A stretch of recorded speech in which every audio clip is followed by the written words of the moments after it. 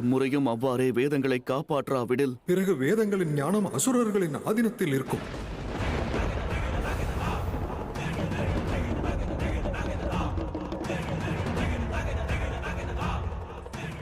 ஆகையால் மகாதேவர் உருமாறுவதிலிருந்து நாம் தடுத்தாக வேண்டும்.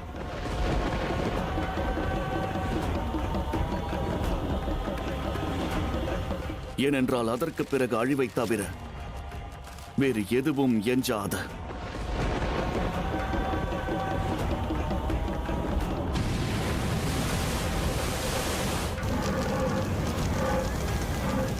என் படைப்பின் அழிவை இவ்வாறு பார்த்து கொண்டு இருக்க இயலாது. மகாதேவர் சமநிலையை இழந்து பிரபஞ்சத்தை காக்கும் கடமையை செய்யாவிடில் வேதங்களையும் பிரபஞ்சத்தையும் காக்கும் பொறுப்பு இனி இந்த பிரம்மதேவனுடையது.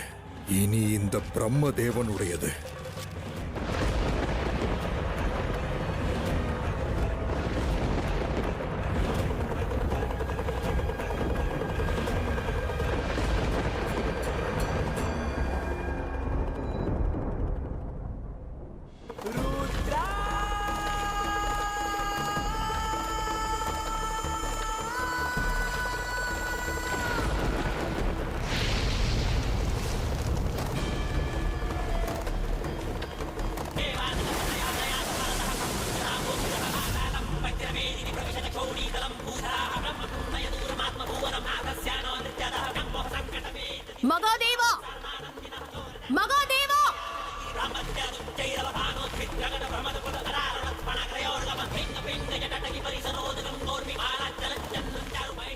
அங்கேயே நில்லுங்கள் மகாதேவா, அங்கேயே நில்லுங்கள் மகாதேவா!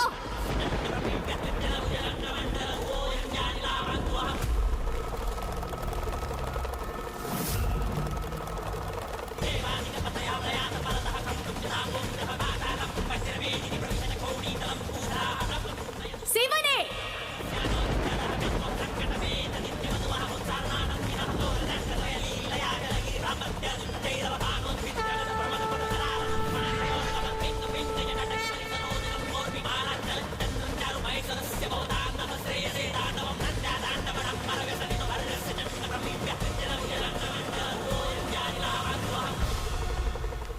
மகாதேவா, மகாதேவா, மகாதேவா!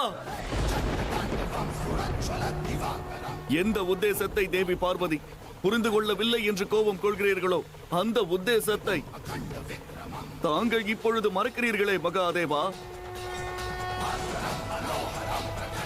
தங்கள் உத்தேசம் லோக நன்மை மகாதேவா. தங்களால் தான் பிரபஞ்சம் நிலையாக உள்ளது.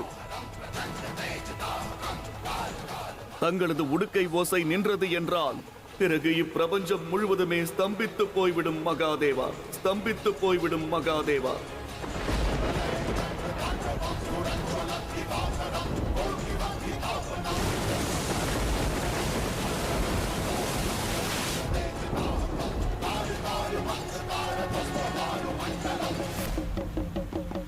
இவ்வாறு செய்யாதீர்கள் மகாதேவா.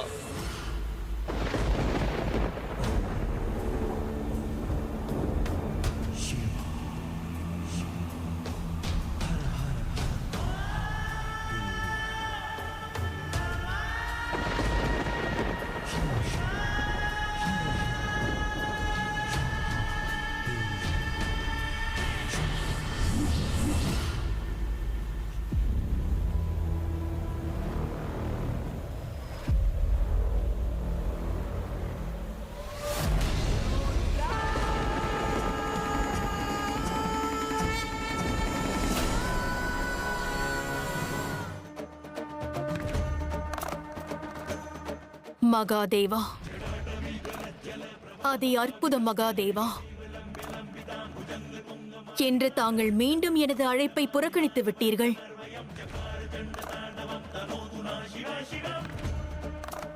என்று மீண்டும் தாங்கள் என்னை சிறிதாக மகத்துவமற்றவளாக காண்பித்து விட்டீர்கள். மகத்துவமற்றவளாக காண்பித்து விட்டீர்கள்.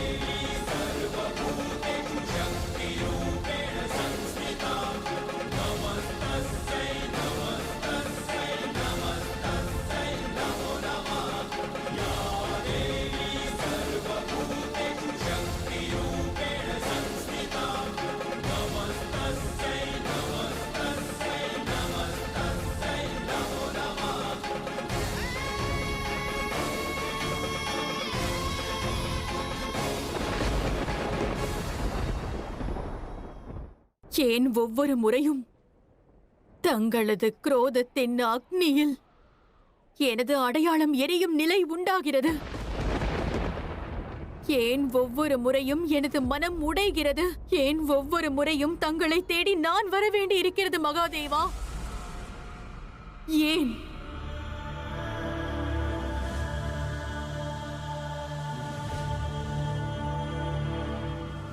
இந்த கேள்வியை என்னிடம் அல்ல, தங்களிடமே கேளுங்கள். இன்று சக்தி தன் மதியை இழந்து கொண்டிருக்கிறாள் தேவி பார்வதி. அதை ஒருநிலைப்படுத்துங்கள். உங்கள் ஆன்மாவிடம் கேள்வி கேளுங்கள், என்னிடம் அல்ல. தாங்களே தங்களை உணர்ந்திட முயற்சியுங்கள். எனது அடையாளத்தை இழந்ததற்கான காரணம் தாங்கள்தான்.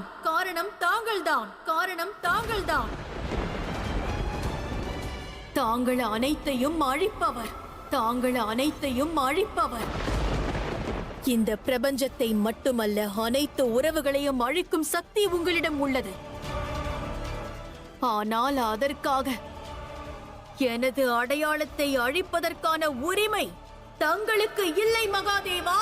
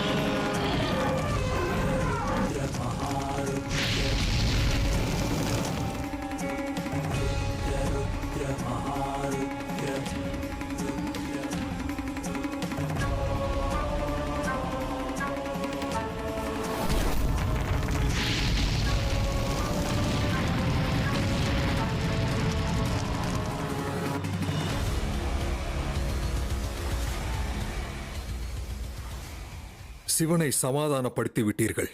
சக்தியை என்ன செய்வது?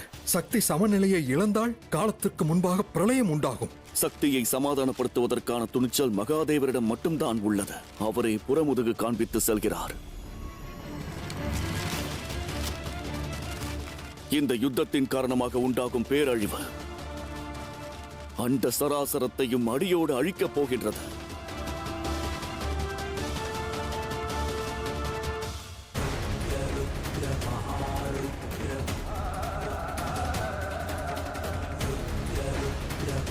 பலமுறை தங்களிடம் வேண்டுகோள் விடுத்த பிறகும் தாங்கள் நிற்கவில்லை மகாதேவா. இது நாள் வரை இயற்கையின் வடிவத்தில் நான் அனைத்து வேதனைகளையும் அனைத்து அவமானங்களையும் பொறுத்துக் கொண்டிருந்தேன். ஆனால் இனி அது நடக்காது. நான் இந்த இயற்கையின் பாரத்தை சுமக்க மறுப்பு தெரிவிக்கிறேன்.